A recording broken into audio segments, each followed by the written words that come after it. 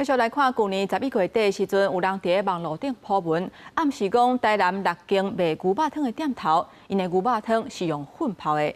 这店头是起一个甲提告，目前双方是以10万块来和解。因那律师嘛提醒，伫网络顶唔通黑白讲话、黑白喊，这要是有可能爱食罪。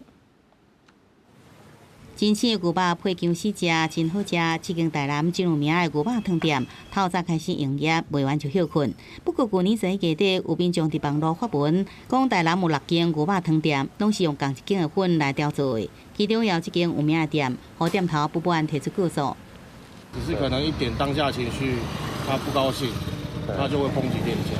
哦，就是等于说，其实我觉得还是要去求证。你不能以偏概全，除非你真的有真正的事证啊，对，要不然对厂家是非常的不公平的。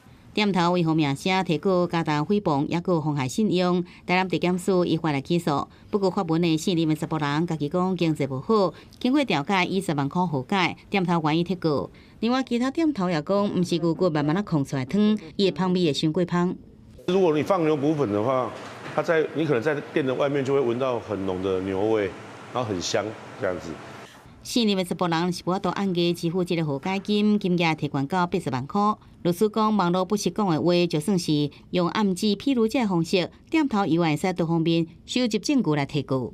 不实言论去毁损商家的商誉，我们在实务上会用刑法第313条的妨碍信用罪来处理。哦，那它的最重 刑期会是2年以下有期徒刑。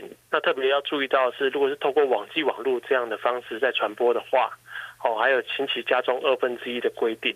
店头同时也使对这个营业损失向对方请求损害赔偿，提醒民众要伫网络讲真情，一定要真细腻。记者综合报道。